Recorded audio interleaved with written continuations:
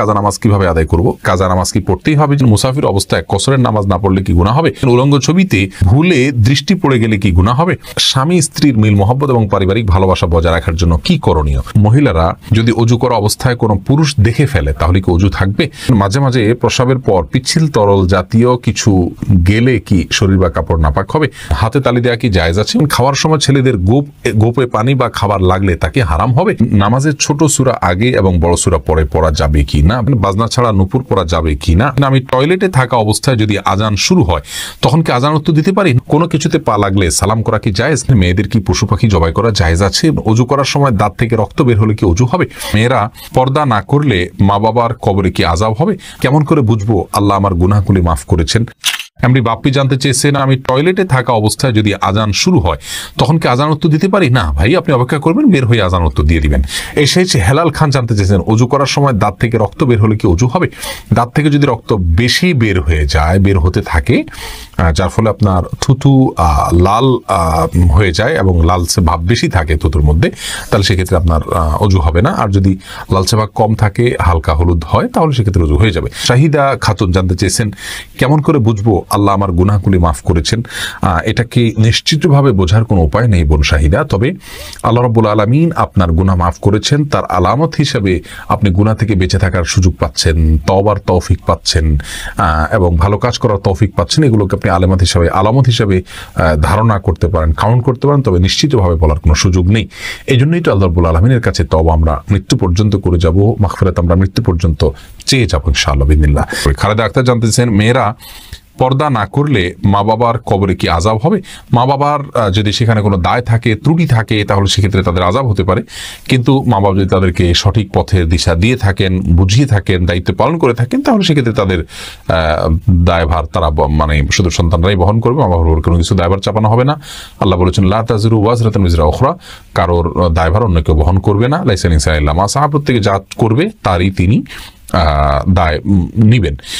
তামান্না ইসলাম সেতু আপনি জানতে চেয়েছেন, মেয়েদের কি পশু পাখি জবাই করা জায়েজ আছে? বোন, অবশ্যই জায়েজ আছে। মুরগি, হাঁস, এই জাতীয় পশু পাখি, গরু, এগুলো জবাই করার ক্ষেত্রে অনেক উদাহরণ আমাদের সমাজে আছে। যেমন ভাই বোন দুজন মিলে একসাথে গরু জবাই করতে পারবেন না শেয়ারে। তারপরে আপনার মেয়েরা গরু বা ছাগল বা কোনো পশু জবাই করতে পারবেন না। গোসল ফরজ অবস্থায় গরু ছাগল জবাই করা যাবে না। স্বামী স্ত্রী একজন ধরবেন, একজন জবাই করবেন, এভাবে করা যাবে না।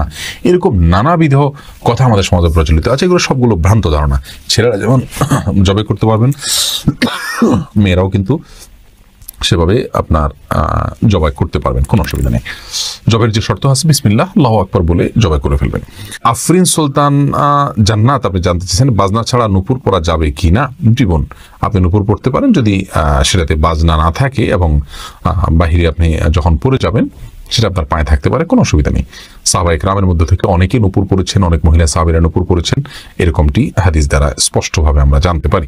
রবিউল ইসলাম জানতে চেয়েছেন, কোনো কিছুতে পা লাগলে সালাম করা কি জায়েজ? না ভাই, কোনো কিছুতে পাও লাগলে সেখানে হাত দিয়ে সালাম করতে হবে। হাত দিয়ে যদি সালাম হয় না, পা ছুঁয়ে এটাকে সম্মান করতে হবে, কোনো কথা নেই।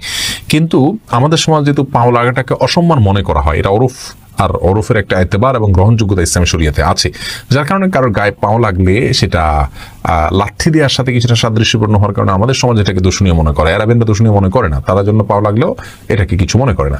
তো আমাদের সমাজে যদি দূষণীয় মনে করা হয়, সেহেতু যার কাছে যার গায়ে পাও লেগেছে তাকে যদি আপনি একটু টাচ করে আপনি আসলে পাও লাগাতে চাননি, হাত লাগাতে চেয়েছেন অথবা অশ্রদ্ধা করতে চান, এটা বোঝাতে চান, তাহলে সেটা ঠিক আছে, এটাতে দোষের কিছু নেই। তবে এর মানে এই নয় যে তাকে আপনি সালাম দিবেন।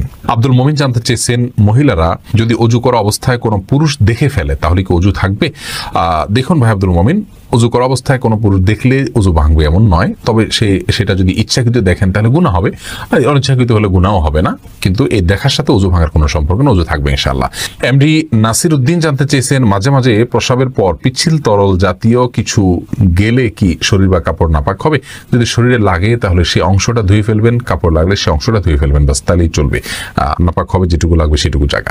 মহিবুর রহমান প্রান্ত আপনি জানতে চেয়েছেন, নামাজের ছোট সূরা আগে এবং বড় সূরা পরে পড়া যাবে কি না? ভাই মহিবুর রহমান প্রান্ত, এভাবে নামাজ পড়লে নামাজ হয়ে যাবে। যেমন সূরা ফাতিহা পাঠ করার পর আপনি সূরা কাউসার পাঠ করলেন, এরপরে সূরায় আপনি ফালাক পাঠ করলেন, অথবা শুরুতে আপনি সূরায়ে ইখলাস পাঠ করলেন, এরপরে সূরায়ে ওয়াইলুল লিকুল্লি পড়লেন, তাহলে সেক্ষেত্রে প্রথম রাকাতে ছোট সূরা, বড় রাকাতে বড় সূরা পড়লেন। এভাবে নামাজ পড়লে নামাজ হয়ে যাবে, টেনশনের কোনো কারণ নাই। তবে এইভাবে নামাজ পড়লে নামাজটা সুন্দর হলো না, এটা যথার্থ হলো না, সুন্নাহসম্মত উপায় হলো না। সুন্নাহ হলো প্রথম রাকাত অপেক্ষা দ্বিতীয় রাকাত একটু ছোট হবে, এবং এভাবে আপনার এই পদ্ধতিতে আমাদেরকে সালাত আদায় করতে হবে। এটা হলো সুন্নাহ। এটার ব্যত্যয় করলে নামাজ হয়ে যাবে, বাট ইচ্ছাকৃতভাবে এরকম ব্যত্যয় করা উচিত নয়। রাসূল করিম সাল্লাল্লাহু আলাইহি ওয়াসাল্লাম বিভিন্ন হাদিস থেকে দ্বারা বর্ণিত হয়েছে যে তিনি সালাতের প্রথম রাকাতের কেরাত যতটুকু দীর্ঘ করতেন, তৃতীয় রাকাতের কেরাতকে তার চাইতে একটু কম দীর্ঘ করতেন। অতএব সেটা মেনে আমাদের সালাত আদায় করতে পারলে ভালো এবং সুন্নাহসম্মত হবে ইনশাআল্লাহ বিইذনিল্লাহ। আমরা নিশ্চয়ই চাইবো আমাদের সালাতটা সুন্দর হোক। আল্লাহ তাআলা কোরআনে বলেছেন সালাতকে কায়েম করতে, অর্থাৎ যথাযথভাবে সুন্দরভাবে করতে। যার সালাত যত সুন্দর, তার ঈমান তার তাকওয়া তত সুন্দর। অতএব সুন্নাহসম্মত করার চেষ্টা করবো, ইনশাআল্লাহ ব্যতিক্রম হলে নামাজ হয়ে যাবে। মাহফুজ মুন্না, আপনি জানতে চেয়েছেন খাওয়ার সময় ছেলেদের গোপে পানি বা খাবার লাগলে তাকে হারাম হবে? না, এমন কোনো কথা নেই। গোপে পানি বা খাবার লাগলে হারাম হয়ে যাবে, এটা জায়েজ নাই। জহিরুদ্দিন মোহাম্মদ বাবর জানতে চেয়েছেন হাতে তালি দেওয়া কি জায়েজ আছে? অনেকে বলে হারাম, এটা ইসলামের বিধান কি? হাতে তালি দেওয়া এটাকে হারাম বলার সরাসরি কোনো সুযোগ নেই, তবে অবাক করা কোনো কিছু, ভালো কিছু দেখলে মুখে সুবহানাল্লাহ বলা, আশ্চর্য হলে সুবহানাল্লাহ বলা, মাশাআল্লাহ বলা, এটা হলো সুন্নাহ, হাতে তালি নয়। কিন্তু কেউ হাতে তালি দেন তাহলে সেক্ষেত্রে হারাম হয়ে যাবে, এটা মোটেও সঠিক নয়। ইলিয়াস সানি, আপনি জানতে চেয়েছেন স্বামী স্ত্রীর মিল মহব্বত এবং পারিবারিক ভালোবাসা বজায় রাখার জন্য কি করণীয়? ভাই ইলিয়াস, স্বামী স্ত্রীর মিল মহব্বত এবং পারিবারিক ভালোবাসা বজায় রাখার জন্য সর্বপ্রথম করণীয় হলো পরস্পরের প্রতি যে দায়িত্ব আছে, সেই দায়িত্বগুলো ইসলাম শরীয়তের দৃষ্টিকোণ থেকে যেগুলো আরোপিত হয়েছে সেগুলো সম্পর্কে জানতে হবে, 1 নম্বর কাজ। দ্বিতীয় কাজ হলো আল্লাহর কাছে দোয়া করতে হবে। সূরা ফুরকান আয়াত নম্বর 74 যে দোয়া আছে, রব্বানা হাব লানা মিন আজওয়াজিনা ওয়া যুররিয়াতিনা কুররাতা আয়ুন ওয়াজআলনা লিল মুত্তাকিনা ইমামা, এই দোয়া স্বামী স্ত্রী উভয় বিশেষ করে অর্থ বুঝে আল্লাহর কাছে নিবেদন করতে হবে, আল্লাহ যেন তাদেরকে সুখ শান্তিপূর্ণ জীবন দান করেন। তৃতীয়ত, তাদের মিল মহব্বতের জন্য দুজনকে ধৈর্যের প্রশিক্ষণ নিতে হবে এবং ধৈর্যের পরাকাষ্ঠা প্রদর্শন করতে হবে। প্রিয় নবী সাল্লাল্লাহু আলাইহি ওয়াসাল্লামের দাম্পত্য জীবনে কতটা ধৈর্যশীল ছিলেন, মেয়েদেরকে কতটা আপনার সহনশীলতার কথা বলেছেন এবং স্বামীর প্রতি কৃতজ্ঞতা আদায় করতে বলেছেন, এই বিষয়গুলোকে আমাদের মাথায় রাখতে হবে ইনশাআল্লাহ বিদিনিল্লাহ। তাহলে দাম্পত্য জীবনে সুখ শান্তি নেমে আসবে। সর্বোপরি আল্লাহর অবাধ্যতা এবং হারাম এর পথ থেকে সরে আসতে হবে। হারামের পথ যদি খোলা থাকে তাহলে সেখানে শান্তি থাকে না। আল্লাহ তাআলা আমাদেরকে দাম্পত্য জীবনে সুখী করুন। নাহিদ আলম জানতেছেন উলঙ্গ ছবিতে ভুলে দৃষ্টি পড়ে গেলে কি গুনাহ হবে? ভুলে দৃষ্টি পড়ে গেলে গুনাহ হবে না, কিন্তু যখনই স্মরণ হবে তখনই সাথে সাথে ফিরে আনতে হবে। আল্লাহ তাআলার ভয়, আল্লাহ তাআলা আমাদেরকে সেই ভয় এবং তাকওয়া নসিব করুন। মোহাম্মদ আমির হোসেন কাজল জানতে চেয়েছেন মুসাফির অবস্থায় কসরের নামাজ না পড়লে কি গুনাহ হবে? কসর নামাজ ইচ্ছাকৃত না পড়লে তো গুনাহ হবে।